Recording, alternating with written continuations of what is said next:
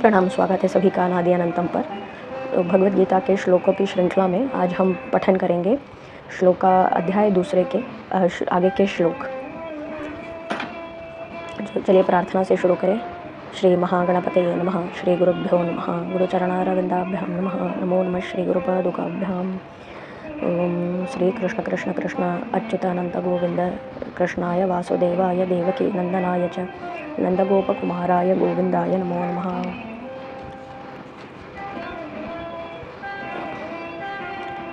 तो अध्याय दूसरा का श्लोक नंबर 38। सुख दुखे समे कृत्वा लाभालाभौ जया जयो ततो युद्धाय युज्यस्व नैवं पापम अवाप्स्यसि। तो इसमें भगवान श्री कृष्ण अर्जुन को प्रतिबोधित करते हुए ये कहते हैं, सुख दुखे समे कृत्वा, सुख और दुख इन दोनों को समय यानी कि इन दोनों को करते हुए कृत्वा करके, लाभालाभौ जया जयो, लाभ अलाभ, अलाभ क्या है? नष्ट। तो लाभ और अलाभ को नष्ट, लाभ और नष्ट को सम करके, जया जयो जीत और हार इन दोनों को सम कर दो। ततो युद्धाय युज्यस्व, ऐसा करने के पश्चात युद्ध के लिए प्रयत्न करो। नैवं पापम अवाप्स्यसि, न एवं इसमें कोई पाप तुम्हें नहीं लगेगा। पापम अवाप्स्यसि, तो इसमें तुम्हें कोई पाप जो है प्राप्त नहीं होगा। सुख दुखे समे कृत्वा लाभालाभौ जया जयो ततो युद्धाय युज्यस्व नैवं पापम अवाप्स्यसि। तो अर्जुन जो है ये सोच रहा था कि इनको मारने से मुझे क्या लाभ है ना, और उसके जो वेद का शास्त्रों का ज्ञान है उस ज्ञान को रखते हुए भी वो ये बात कर रहा था कि ऐसे राज को भोग कर मुझे कोई संतुष्टि नहीं होगी। तो दोनों ही तरफ से वो अपनी संतुष्टि की बात कर रहा था।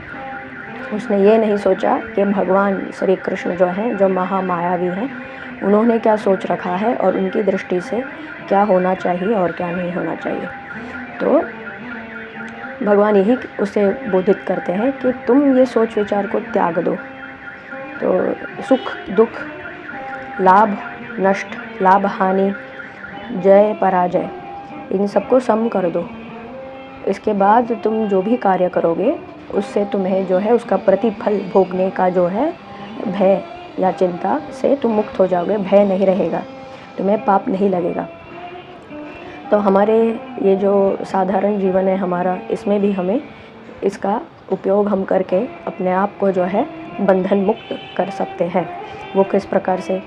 सपोज़ सोच लीजिए कि आप अपने विवाह के लिए कोई वर या वधू देख रहे हैं, तो आपके मन के अनुसार ये कुछ हो नहीं पा रहा है, तो बड़ी समस्या है कि आप चाहते कुछ हैं और आपको मिल कुछ रहा है और बहुत समय भी बीत जाए, ऐसा भी होता है कभी कभी। तो इसमें क्या करें? तो इसमें भगवान के इस बुद्धि योग को, बुद्धि की कुशलता को हमें भी उपयोग में लाना चाहिए और इससे हमारा जो है काम आसान हो जाएगा। तो जो मिल जाए उसी को स्वीकार लो।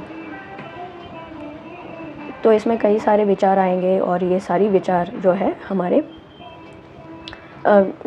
बुद्धि से, ये जो बुद्धि हमारी इस भूमि से या इस मंडेन वर्ल्ड से जुड़ी हुई है, और ये जो हमारा फॉल्स ईगो है, इससे जुड़े हुए कई सारे विचार और कई सारे प्रश्न, कई सारे संशय जो है, जितने भी संशय, जितने भी प्रश्न आते हैं वो इस लेवल पर ही आते हैं। तो इन सब से ऊपर उठ करके हमें क्या देखना है?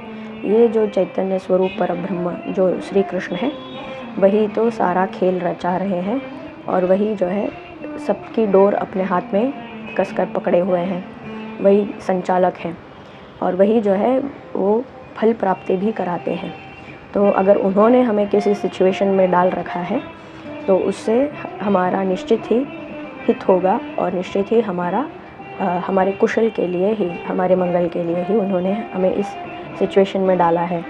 तो हमें उसे उसमें लाभ हानि और जो हमें सुख दुख, हमारी खुशी, इन सब से ऊपर उठ करके, हमारे जीत और हार, इन सब से ऊपर उठ करके हमें जो है कार्य करते रहना चाहिए।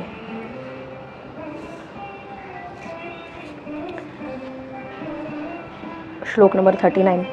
एषा ते अभिहिता सांख्ये बुद्धिर्योगे तु इमां शृणु बुद्ध्या युक्तो यया पार्थ कर्मबंधम प्रहास्यसि।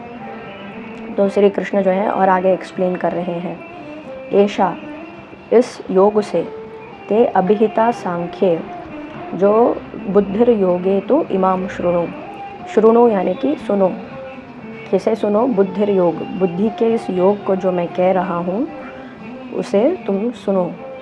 ते अभिहिता सांख्ये, अभिहिता डिस्क्राइब करने के लिए, डिस्क्राइब कर रहे हैं।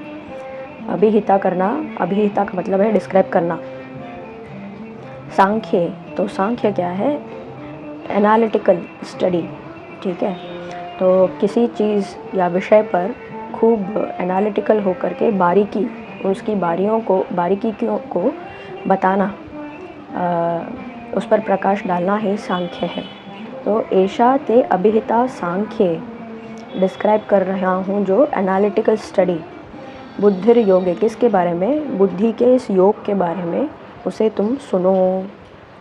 तो इमाम शृणु, बुद्ध्या युक्तो, तो बुद्धि से युक्त, यया पार्थ, जो बुद्धि से युक्त है पार्थ, कर्म बंधम प्रहास्यसि, तो जो कार्य तुम्हारा बुद्धि से, इस बुद्धि योग से युक्त है, इससे संपूर्ण है, परिपूर्ण है, उससे तुम्हें कर्म बंधन तुम तोड़ दोगे, तुम्हें कर्म का कोई बंधन नहीं होगा, इससे तुम मुक्त हो जाओगे। तो यही तो मुक्ति है।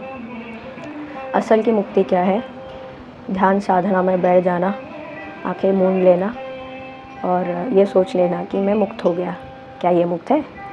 मुक्ति तो हमारे इस सोच से है, जो लिमिटिंग फैक्टर और हमारे जो लिमिटिंग थॉट्स हैं कि हमें कोई कार्य करने से जो हमें रोकती है हमारे अंदर के जो विचार हैं और जो हमें सोचने पर विचार कर देते हैं, जो हमारे फ्रीडम को, यानी फ्रीडम यानी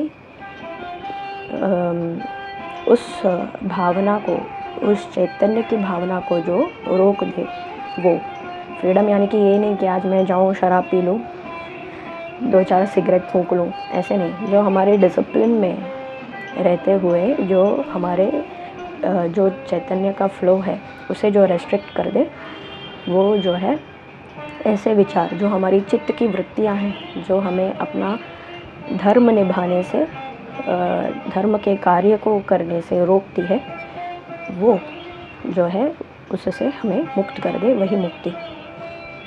ऐशा ते अभिहिता सांख्ये बुद्धिर योगे तु इमाम शृणु बुद्ध्या युक्तो यया पार्थ कर्मबंधम प्रहास्यसि।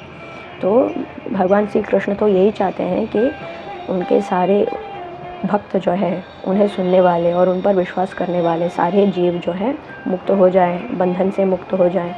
तो वो किस प्रकार मुक्त होंगे?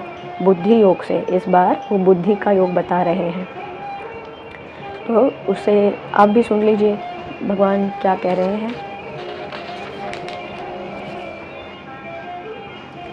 श्लोक नंबर 40।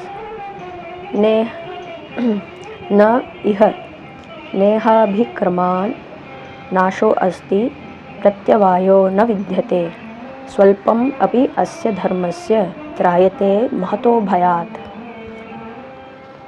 न इह, न का मतलब है नहीं, नहीं है।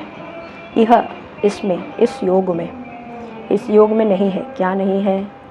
अभिक्रमान नाशो, इस योग में क्या नहीं है? कोई नाश या हानि या हमारा कोई नष्ट हानि या ऐसा कुछ भी नहीं है इस योग में। अभिक्रमान, अभिक्रम मतलब इसको करने में।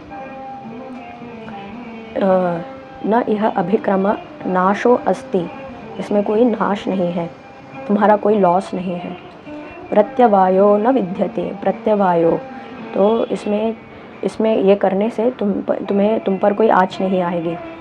प्रत्यवायो न विद्यते, इसमें कोई गलत नहीं है, स्वल्पमपि अस्य धर्मस्य, थोड़ा सा भी, स्वल्पम थोड़ा सा भी, यदि अपि थोड़ा सा भी अगर, अस्य धर्मस्य इस धर्म को हमने कर लिया, त्रायते महतो भयात, तो त्रायते यह हमारी रक्षण करती है, किससे? महतो भयात, बहुत भयंकर भय से हमें बचाती है। नेह अभिक्रम नाशो अस्ति प्रत्यवायो न विद्यते, स्वल्पमपि अस्य धर्मस्य त्रायते महतो भयात। तो भगवान श्री कृष्ण कहते हैं, यदि अगर स्वल्प थोड़ी मात्रा में ही सही तुमने इस बुद्धि योग के धर्म का पालन कर लिया और अपने धर्म का आचरण कर लिया, तो ये तुम्हें बचाती है बहुत बड़े भयंकर भय से, ये तुम्हें बचाती है, उससे मुक्त करती है। तो ये है श्लोक नंबर 40। तो ये इसके बाद हम अगले वीडियो में पुनः पाठ करेंगे। नमस्कार, नमो नमः। जय श्री कृष्ण। कृष्णाय वासुदेवाय देवकी नंदनाय च नंदगोपकुमाराय गोविंदाय नमो नमः।